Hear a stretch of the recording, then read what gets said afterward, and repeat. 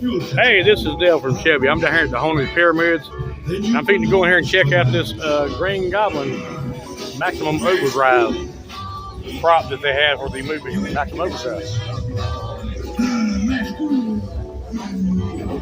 Got him in this trailer here. This is right here is Mr. Tim Shockey. He's the one that acquired the Green Goblin. Turn around here. And there it is, all lit up and everything. Now, how did you acquire it? Well, all of my family lives down around Wilmington, North Carolina, where it was filmed. At the time, when the movie came out back in '86, I owned a video store. And my brother called me up one day and said, hey, a local guy down here just ran an ad in the paper. He has the head off the truck. And it's for sale. And I thought you might want it for your video store. And I'm like, yeah. So I called the guy up right then, drove all night, and came back the next day with it. When I got it though, it didn't look like that.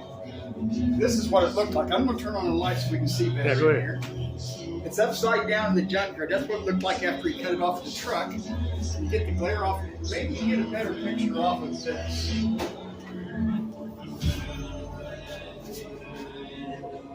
Oh, yeah. And so I bought it off of him, and I brought it home the next day. And we had it in the video store for several years till we sold the business. And then it lay in my backyard for, gosh, 20 years. The dogs used it for a dog house. The kids played on it. I knew someday I wanted to restore it. And when my son turned 18, I said, that's it, the kids are grown, it's time to start it. So early of 2011, I started working on it out in the garage. And I spent 2 years, evenings and weekends out there. That was my first fiberglass job, and I can tell you it's probably the last. And I left out a little part here. My wife hated this thing. When it was laying out in the backyard, she was cutting grass one day, and she hit it with the riding mower and knocked the right ear off. She did it by accident. She felt horrible. But I still teased her anyway that she, didn't like it. But I've had people come as far as England. I had a couple fly in from England in 2018 just to see this, get their picture with it and everything, and it's been crazy. We've been traveling all over the U.S. and Canada since 2013. I was about to ask you how long you've been doing it. March the 16th, 2013, we did Horror Hound. Okay. It's about an hour and 20 minutes from my house, and that's all it took. And we've been. I bet you got a lot of people wanting to see it. Still have a lot of people wanting to see it. Oh, yeah. And that's my goal. It's got to get out to everyone I can get it out to. It's nice. I've always wanted to see it myself. I love that movie. Yeah. They talk about how bad it is, but I love it. I always have. It's a cult classic. It's so bad, it's good. Yeah. Hey, AC/DC does the whole soundtrack. Yeah. How can you beat that? Yeah, I mean, that alone right there is... I mean, there's actually another movie like it called Trucks, right, which is actually the original name of the movie, but... that's what this was based off of. Right. And this is also the only movie Stephen King ever directed. That's right. Sure did, yeah. And I don't think he liked directing too much out of that. He ain't got his sense in it. Yeah. So I'm going to go over and get a look at it right quick. Now, behind this ear, over here, I had this thing repainted last year because I had my collar way off. I hired a professional. And but behind this ear, Patrick Miller played Joey, the one that chewed the bubble gum. Right, yeah. He signed it. And Esposito, the one that was in the game room, yeah, he signed it. I met him in Canada back in 2013. Oh, cool. And then I met Patrick, I think 2019, around that. Now, can I see the autograph on You there? sure can. It's right here on the back, behind the ear. They stand out because we just taped them off because they signed it before I got it repainted. So you can see the color difference. Okay. But Well, that kind of makes it stick out, though. yeah. Now, the other side, I have an autograph as well. This story's interesting. The guy that was the caterer to everybody on set. Uh-huh. I met him. He lives near me.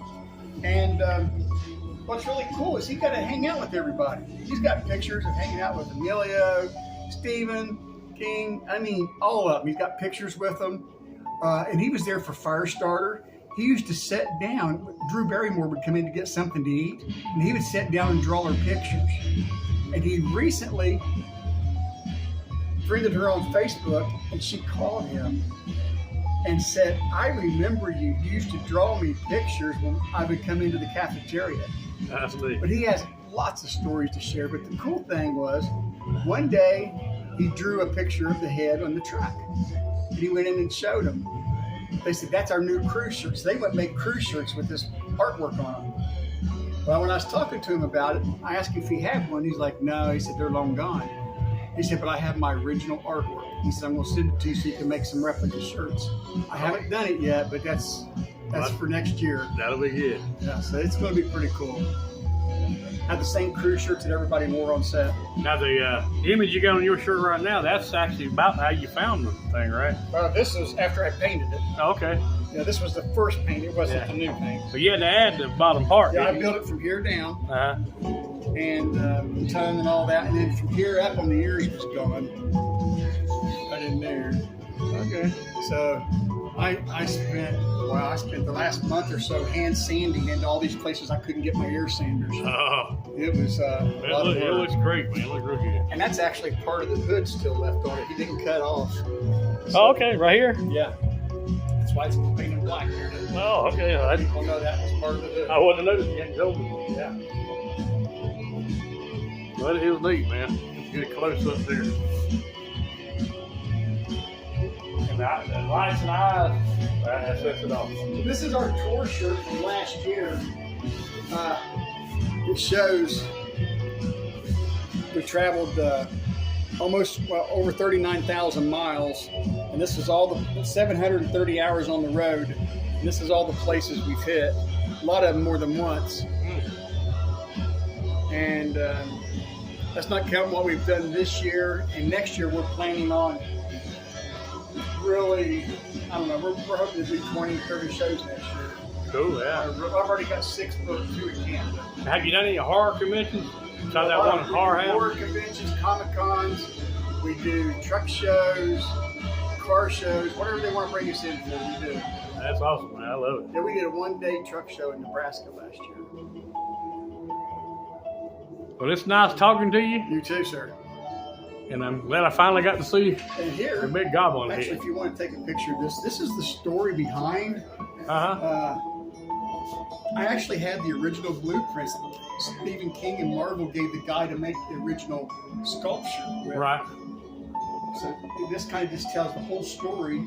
I have all of his photos as he was building the original too. Oh, okay. He built it on the back of a flatbed pickup. He was an art teacher at Wilmington High School, or Wilmington College. Yeah, that's neat there.